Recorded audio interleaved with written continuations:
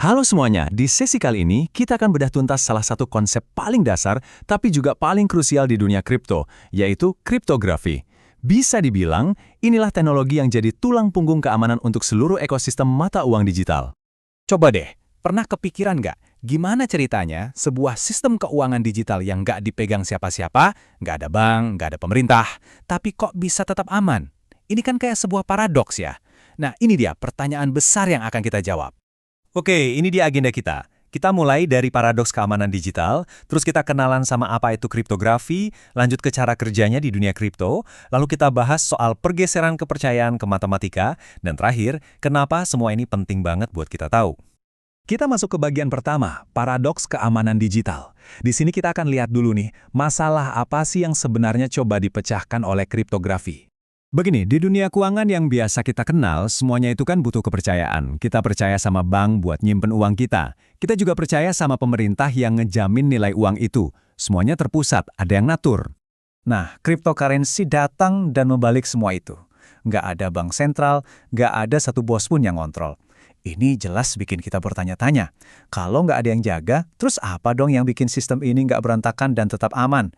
Nah, jawaban dari pertanyaan tadi membawa kita ke bagian kedua, memahami kriptografi. Inilah, bisa dibilang sih, sihir di balik keamanan kripto. Jadi apa sih sebenarnya kriptografi itu? Gampangnya, ini adalah ilmu tentang pengamanan data dan komunikasi pakai kode-kode rahasia. Kalau dalam konteks kripto, kriptografi itu adalah serangkaian aturan matematika super kompleks yang memastikan tiap transaksi di jaringan itu aman, asli, dan nggak bisa dipalsuin. Biar lebih kebayang, anggap aja kriptografi itu kayak amplop digital yang disegel super rapat. Cuma orang yang dituju yang bisa buka. Atau kita bisa pakai analogi kunci dan gembok. Gembok yang ini namanya kunci publik. Dan ini bisa Anda kasih ke siapa aja. Tapi kuncinya, kunci privat, cuma Anda yang punya. Jadi waktu orang ngirim kripto ke Anda, mereka seolah mengunci transaksi itu pakai gembok publik Anda. Dan satu-satunya yang bisa buka, ya cuma Anda, pakai kunci privat Anda. Kalau orang lain coba intip, yang mereka lihat cuma kode acak yang nggak ada artinya sama sekali. Oke, sekarang kita lihat lebih dalam gimana konsep tadi benar-benar diterapin di dunia cryptocurrency. Jadi, kriptografi inilah yang jadi fondasi dari 3 pilar utama teknologi blockchain. Ada desentralisasi, artinya nggak ada satu pihak yang jadi penguasa. Terus, transparansi, artinya semua transaksi bisa dilihat oleh publik. Dan yang paling penting, imutabilitas, artinya sekali data tercatat, hampir mustahil buat diubah-ubah lagi. Nah, ini dia prosesnya. Misal, Anda kirim Bitcoin. Transaksi Anda itu langsung diumumkan ke seluruh jaringan. Lalu, komputer-komputer super kuat di jaringan, yang kita sebut miner, langsung berlomba buat validasi transaksi itu. Caranya, dengan memecahkan teka-teki matematika yang luar biasa sulit. Siapa yang menang duluan, dia yang berhak nambahin blok berisi transaksi Anda ke dalam rantai blockchain. Begitu masuk, klik, transaksi itu terkunci permanen, aman banget. Semua ini pada akhirnya membawa kita ke sebuah perubahan cara berpikir yang sangat mendasar. Kita beralih dari yang tadinya percaya sama institusi atau orang, sekarang jadi percaya sama matematika. Inilah inti dari revolusinya. Istilah trustless atau tanpa kepercayaan, di sini bukan berarti nggak ada kepercayaan sama sekali loh, justru sebaliknya.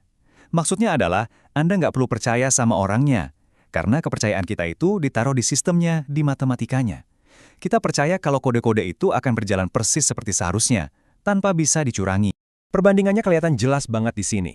Di kiri, sistem tradisional kita bergantung sama institusi kayak bank yang namanya juga manusia, bisa aja bikin kesalahan atau bahkan mengubah aturan main. Nah, di kanan, sistem kripto menaruh kepercayaan pada hukum matematika yang pasti dan nggak bisa diubah. Ini memungkinkan kita transaksi langsung dari orang ke orang, tanpa perlu perantara lagi. Jadi, mari kita tarik kesimpulannya. Apa sih inti dari semua ini? Kenapa kriptografi itu penting banget? Singkatnya, kriptografi itu ibarat kunci yang membuka sebuah dunia baru. Dengan kriptografi, kita bisa punya keamanan tanpa perlu ada penjaga.